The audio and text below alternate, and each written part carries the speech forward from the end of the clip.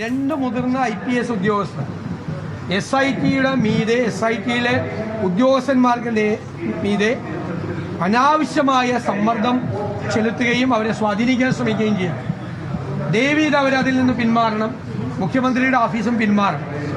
ഇല്ലെങ്കിൽ ഞങ്ങൾ അവരെ ഈ മുതിർന്ന രണ്ട് IPS ഉദ്യോഗസ്ഥരുടെ പേര് വിവരം വെളിപ്പെടുത്തേണ്ട ഗതികേടിലേക്ക് പറയാൻ പാടില്ല നോർമൽ കേസ്. പക്ഷേ ഇത് അവർ തുടർന്നാൽ ഉറപ്പായിട്ട് പേര് പറയും. ഈ അന്വേഷണം സത്യസന്ധവും നീതിപൂർവമായ ഒരു അന്വേഷണം നടക്കണം. ഇത് അയ്യപ്പൻ്റെ സ്വർണം കവർന്നെടുത്ത കേസാണ്. ഞങ്ങൾ സൂക്ഷ്മതയോടുകൂടി നിരീക്ഷിക്കും. എവിടെ പാളിച്ച വന്നാലും അവിടെ പറയും. അതുകൊണ്ടാണ് മന്ദഗതിയിലാണ് ഇലക്ഷൻ വരെ നീട്ടിക്കൊണ്ടുപോകണമെന്ന് പറഞ്ഞു. ഇനിയിപ്പോൾ കോടതി കൂടി പരിശോധിച്ചിട്ട് കോടതി കൃത്യമായ അഭിപ്രായം പറഞ്ഞിരിക്കുകയാണ്.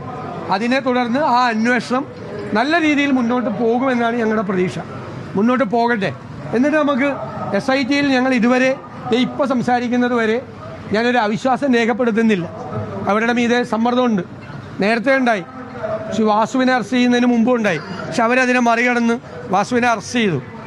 ഇപ്പോഴും ഞങ്ങൾ സൂക്ഷ്മതയോടുകൂടി നോക്കുകയാണ്. അവർ യഥാർത്ഥ കുറ്റവാളികളെ വൻസ്രാവുകളെ വീണ്ടും നിയമത്തിൻ്റെ മുന്നിൽ കൊണ്ടുവരും എന്ന് തന്നെയാണ് ഞങ്ങളുടെ വിശ്വാസം.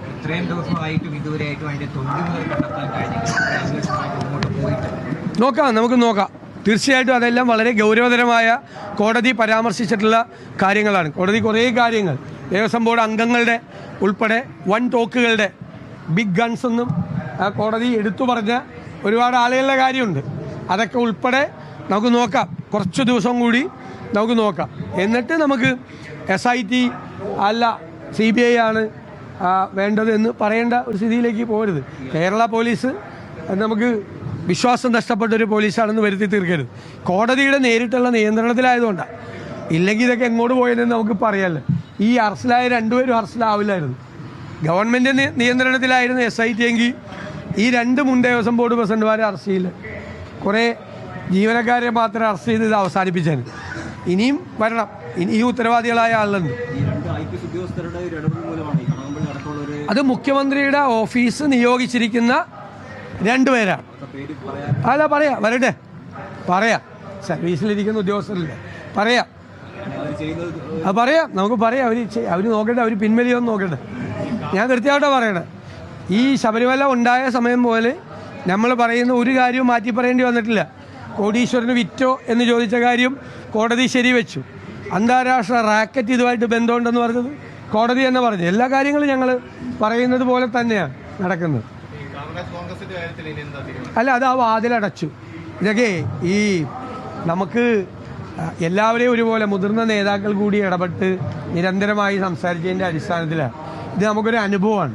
കൂടുതൽ ഇത്തരം കാര്യങ്ങൾ വരുമ്പോൾ കൂടുതൽ ശ്രദ്ധയോടുകൂടി അത് കുറച്ചുകൂടി ശ്രദ്ധിക്കണം എന്നുള്ളൊരു അനുഭവമായി നമ്മൾ കരുതുന്നു. ആ വാതിലടയ്ക്കുന്നു.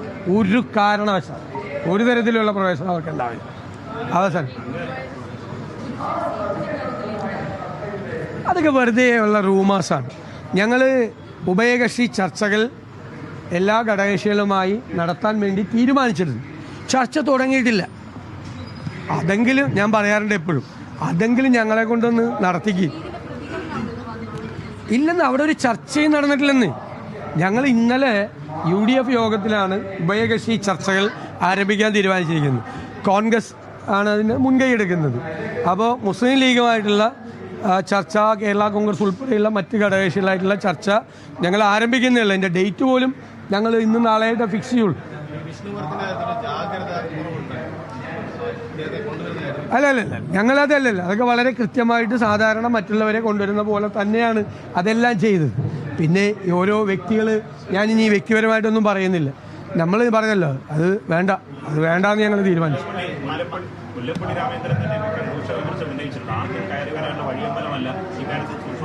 അല്ല അദ്ദേഹം സൂക്ഷ്മത പാലിച്ചില്ല എന്നും അദ്ദേഹം പറഞ്ഞില്ല. അല്ലല്ല നിങ്ങൾ അദ്ദേഹം പറയാത്തത് അദ്ദേഹം പറയാത്തത് നിർബൻ ആഡ് ചെയ്യല്ലേ? അല്ലല്ല അത് കറക്റ്റാണെന്നേ. മുതിർന്ന നേതാവാണ് അദ്ദേഹം. പരിചയസമ്പന്നനായ നേതാവാണ്. അദ്ദേഹത്തിന് ഉപദേശിക്കാനുള്ള പൂർണ്ണമായ സ്വാതന്ത്ര്യമുണ്ട്. അതൊരു ഉപദേശ രൂപേണ എടുത്തിരിക്കുന്നത്. ഞാനിപ്പോൾ അദ്ദേഹത്തെ വിളിച്ചിട്ട് കിട്ടാഞ്ഞിട്ടാണ്.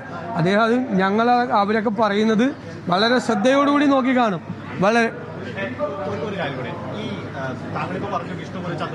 അത് ക്ലോസ് ചെയ്ത ചാപ്റ്റർ. പക്ഷെ ഞാൻ ചോദിക്കുന്നത്, മനസ്സുകൊണ്ട് താൻ ഇപ്പോഴും ഒരു സംഘപരിവാറുകാരനാണ്, RSSകാരനാണ് എന്ന് പറയുന്ന ഒരു വ്യക്തിയെ UDF കൊണ്ടുവരാനുള്ള നമ്മളത് ക്ലിയർ ചെയ്തല്ലോ. We made it very clear. No more questions. അത് ക്ലിയർ ചെയ്തല്ലോ. വേറെ എന്തെങ്കിലും പറഞ്ഞു പരിഗണിച്ചത് പോലും തെറ്റല്ലേ? വിളിച്ചിരുന്നു, സംസാരിച്ചിരുന്നു, നിരന്തരമായി സംസാരിച്ചിരുന്നു. ഞാൻ കോൾ റെക്കോർഡ് വരെ കാണിച്ചില്ലേ. ഞാൻ അതുകൊണ്ടല്ലേ ചോദിച്ചത്, ഞങ്ങൾ തമ്മിൽ അതിർത്തി തർക്കമോ സ്ഥലക്കച്ചവടമോ വല്ലതും ഉണ്ട് എന്നെ സംസാരിക്കാനും, എന്നെ വന്ന് കണ്ടോൺമെൻറ് ഹൗസിൽ കാണാനും, രമേശ് ചെന്നിത്തല വീട്ടിൽ പോയി കാണാനും, അല്ലെ തിരുവഞ്ചൂർ രാധാകൃഷ്ണനെ പോലത്തെ ഒരു മുതിർന്ന നേതാവുമായിട്ടാണ് എന്നെ വന്ന് അദ്ദേഹം കണ്ട് ഈ കാര്യങ്ങളെല്ലാം വിശദമായി സംസാരിച്ചതും ഇത് കമ്മ്യൂണിക്കേറ്റ് ചെയ്തതും. മിനിങ്ങാന്നും ഇന്നലെ രാവിലെയൊക്കെ സംസാരിച്ച് ക്ലോസ് ചെയ്തേക്കും. അത് വിട്ട് ഞങ്ങളത് ആ വാതിലടച്ചു. ചെറിയൊരു പദവിയിലല്ലോ, അങ്ങ് അല്പം മുമ്പ് തന്നെ കെ കരുണാകരന്റെ മഹത്വത്തെ കുറിച്ച് പറഞ്ഞു. അങ്ങനെ ഒരു പദവിയിലിരിക്കുന്ന ഒരാൾ ഇക്കാര്യത്തിൽ സൂക്ഷ്മത പാലിക്കാതെ അങ്ങ് പെട്ടെന്നൊരു പ്രസ്താവന നടത്താൻ പാടുണ്ടോ? കാരണം UDF അത് ഞങ്ങൾക്ക് അല്ലല്ല, UDF എങ്ങനെ ചെയ്യണമെന്ന് കൈരളിയുടെ ഉപദേശം ഞങ്ങൾക്ക് വേണ്ട. മനസ്സിലായില്ലേ? അതൊക്കെ ഞങ്ങൾ എല്ലാ നേതാക്കളും തമ്മിൽ എല്ലാ കാര്യങ്ങളും ആലോചിച്ചിട്ടാണ് ചെയ്യുന്നത്. ഒരാൾ അസോസിയേറ്റ് മെമ്പറാക്കിയതിൻ്റെ പേരിൽ അതിൽ നിന്ന് പിന്മാറി ഘടകകക്ഷി മെമ്പറാക്കുകയാണെങ്കിൽ ആക്കാതിരുന്നിട്ടാണ്. അത് ഞങ്ങൾ തയ്യാറല്ല. ഘടകകക്ഷിയാക്കണ സൂക്ഷ്മമായ നിരീക്ഷണത്തിന് വിധേയമാക്കിയിട്ട് അതിൻ്റെ സെക്കൻഡ് സ്റ്റെപ്പാണ്. മറ്റു രണ്ടുപേരും സമ്മതിച്ചല്ലോ, അത് പിന്മാറിയതാണ്. അത് ക്ലോസ് ചാപ്റ്ററാണ്. പ്രിയങ്ക ഗാന്ധി സ്പീക്കറുടെ ചായ സൽക്കാരത്തിൽ പങ്കെടുത്തത് ഗാന്ധി വധത്തിന് ശേഷമുള്ള ജോൺ ബ്രിട്ടാസ് വിമർശനം ഉന്നയിച്ചു. എന്താ അപ്പോൾ മുഖ്യമന്ത്രി പിണറായി വിജയൻ വിളിച്ച ഓണസദ്യയിൽ ഞാൻ പങ്കെടുത്തു. അതൊക്കെ മര്യാദയല്ലേ? പ്രധാനമന്ത്രി, സ്പീക്കറും മുഖ്യമന്ത്രിയൊക്കെ വിളിക്കുന്ന പരിപാടി. എനിക്ക് ഈ ക്രിസ്മസ് പരിപാടിക്ക് എന്നെ ക്ഷണിച്ചിരുന്നു. എനിക്ക് സുഖമില്ലാതായിരുന്നുകൊണ്ടാണ്. ഇല്ലെങ്കിൽ ഞാൻ മുഖ്യമന്ത്രി വിളിച്ച ഗവൺമെൻറ്റിന് വേണ്ടിയിട്ടല്ലേ വിളിക്കുന്നത്, അത് വിളിക്കാം. അങ്ങനെയാണെങ്കിൽ മുഖ്യമന്ത്രി വിളിക്കുന്ന പരിപാടിയിൽ ആരും പോകരുതല്ലോ. രാഷ്ട്രീയമായിട്ട് ഫൈറ്റല്ലേ? ഞാൻ ഓണസദ്യയിൽ പങ്കെടുത്തല്ലോ. ഓണം ഗവൺമെൻറ് എല്ലാവരും ചേർന്ന് ആഘോഷിക്കുന്ന സമയത്ത് എനിക്ക് ഒരുപാട് വിമർശനം ഉണ്ടായി. ഞാൻ പോയതിന് ഒരു മര്യാദയുടെ പുറത്ത് നമ്മൾ ചില സ്ഥാനങ്ങളിൽ ഇരിക്കുമ്പോൾ നമ്മൾ പോകണം. ബ്രിട്ടാസ് മറ്റേ പാലമാണ്, പാലം.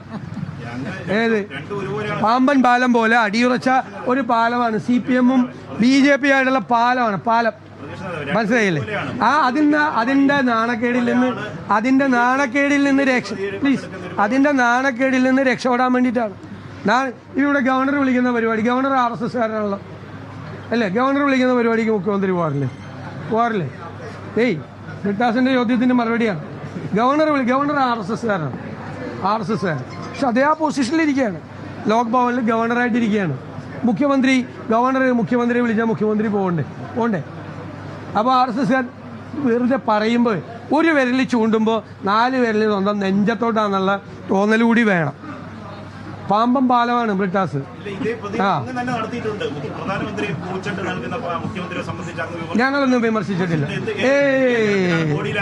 ഇല്ല. പൂച്ചണ്ട് മുഖ്യമന്ത്രി പോകേണ്ടതാണ് ഞാൻ ചോദിച്ചത്. വണങ്ങി നിൽക്കുമ്പോ വിധേയത്വം കാണിക്കുമ്പോ നമ്മൾ പറയും. ആണല്ലോ. ഇപ്പൊ എന്താണ് ചെയ്യുന്നത്? ഡൽഹിയിൽ ചെന്ന് നിൽക്കുകയാണ്. അമിത്ഷായും നരേന്ദ്രമോദി എവിടെ ഒപ്പിടാൻ പറയാലോ അവിടെ ഒപ്പിടും. പോളിറ്റ് ബ്യൂറോ അറിഞ്ഞിട്ടില്ല, സെക്രട്ടേറിയറ്റ് അറിഞ്ഞിട്ടില്ല, ക്യാബിനറ്റ് അറിഞ്ഞിട്ടില്ല, സ്റ്റേറ്റ് കമ്മിറ്റി അറിയാതെ ആ PMCയിൽ ഒപ്പുവെച്ച് എന്നിട്ട് ക്യാബിനറ്റിൽ വന്നിരുന്നിട്ട് ആ പാവൻ രാജനും 4 CPI മന്ത്രിമാരും ഒരിക്കലും ഒപ്പുവെക്കരുത് എന്ന് പറയുമ്പോൾ ഒപ്പുവെച്ചിട്ട് വന്നിരിക്കുന്ന കാര്യം പോലും പറയാതെ അവരെ പറ്റിച്ച ആളാണ്. അതിനുവേണ്ടി പ്രവർത്തിച്ച പാമ്പൻ പാലമാണ് ബ്രിട്ടാസ്. ഓക്കെ.